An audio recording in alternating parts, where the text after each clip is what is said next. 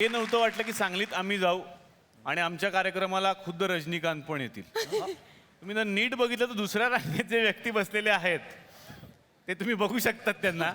तर ते खरंच रजनीकांत दिसतायत मला. रजनीकांत सरांसाठी जोरदार टाळ्या. ओह!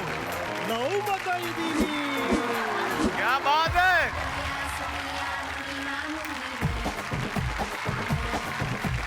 ಚಿಕ್ಕಮ್ಮಿ ಎತ್ಕೊಂಡು ಮುತ್ತು ಕೊಟ್ಲು ದೊಡ್ಡಮ್ಮಿ ಜೋರಾಗಿ ಕಚ್ಚೆ ಬಿಟ್ಲು.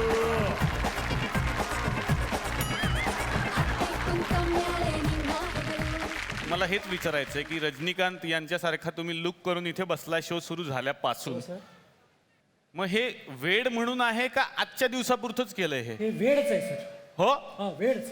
तुमचं नाव? बसवराज पाटील. कुठे राहता सर आपण?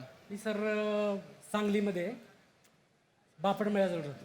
अच्छा, हे सांगलीचेच आहेत रजनीकांत. मला वाटलं हे बाहेरून आलेले आहेत की काय. मग सर काय व्यवसाय काय करता तुम्ही? माझं सर टेलरिंगचं शॉप आहे.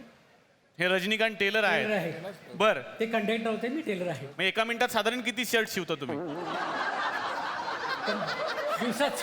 हा, नाही ते मिनिटातच. हो, ते मिनिटातच शिवणार. तुम्ही असं कधी रेकॉर्ड केलं का स्वतःचं एका दिवसात टकाटक असे? नाही, एका दिवसात 50 शर्ट शिवतो. क्या बात आहे. हा, त्यातले जर स्पीड आहे वा. मग त्यातले घालण्यासारखे किती असतात? जवळजवळ सगळेच. पण खरंच बसवराज छान वाटलं तुम्ही आलात. खूप साऱ्या शुभेच्छा तुम्हाला.